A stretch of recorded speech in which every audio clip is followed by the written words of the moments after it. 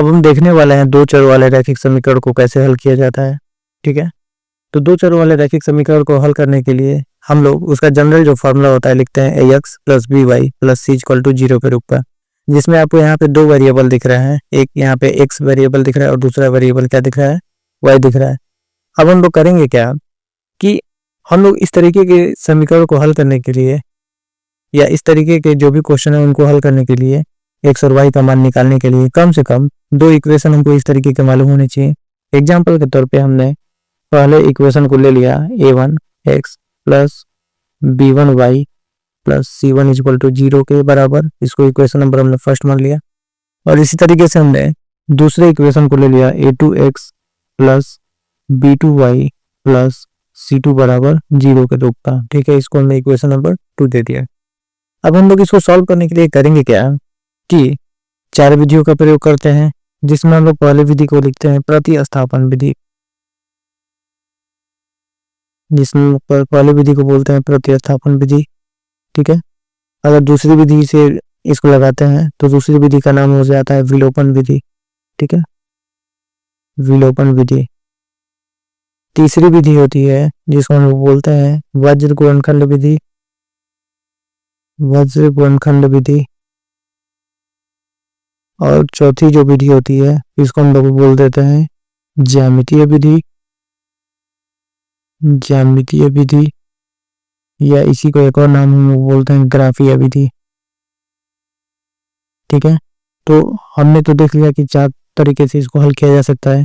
ठीक है, अब हम लोग बगैर हल किए क्या बता सकते हैं कि ये भी एक सरल रेखा का समीकरण है, ये भी एक सरल रेखा का समीकरण है, तो यहाँ से तो दो रेखाएं बनेंगी। और हम बगैर हल किए हम लोग ये देख सकते हैं कि आसानी से हम कह सकते हैं कि रेखाएं एक दूसरे को काटेंगी कि नहीं काटेंगी, कि रेखाएं समांतर होंगी कि समपाती होंगी। इसके लिए हम लोग क्या करते हैं, तो इसको हम लोग चेक करने के लिए लिखते हैं इनका रेशियो a1 अपॉन में a2 अगर बराबर नहीं हो रहा है b1 बटे में b2 के। ठीक है, तो हम लोग कहते हैं इस कंडीशन में केस नंबर फर्स्ट है, इस कंडीशन में हम लोग कहते हैं कि रेखाएं एक बिंदु पर प्रतिच्छेद करेंगी, रेखाएं प्रतिच्छेद करेंगी, रेखाएं प्रतिच्छेद करेंगी। ठीक है, इसके साथ साथ हम लोग ये भी कहते हैं, ऐसे सिंबल बना के दिखा सकते हैं कि अगर मान लेते हैं पहली रेखा ऐसे जा रही है और दूसरी रेखा ऐसे जा रही है तो दोनों एक दूसरे को एक बिंदु पर काटेंगी। ठीक है, जहां पर हम लोग आसानी से x और y का मान निकाल सकते हैं, और इसी को हम लोग बोलते हैं कि समीकरण का अद्वितीय हल है, अद्वितीय हल है। ठीक है, तो पहला तो कंडीशन हो गया। दूसरा केस क्या कहता है कि अगर आपने a1 बटे a2 का अनुपात निकाला और ये बराबर हो जाए b1 बटे b2 के, लेकिन ये बराबर न हो c1 बटे c2 के, इस कंडीशन में समीकरण का कोई हल नहीं होगा, कोई हल नहीं है।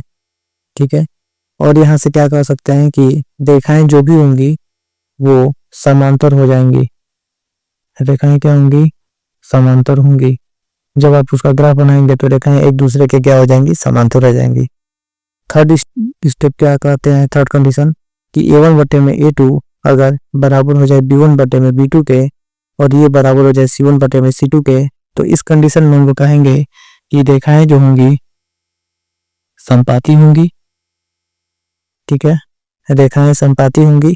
इसके साथ साथ हम कहेंगे जब रेखाएं समपाती होंगी तो समीकरण के अनेक हल हैं, तो यहाँ से हम लोग कह सकते हैं कि अनेक हल संभव है। और इस तरीके से हमने देख लिया दो चर वाले रैखिक समीकरण को हल करने का तरीका, और बगैर हल किए भी हम लोग डायरेक्ट बता सकते हैं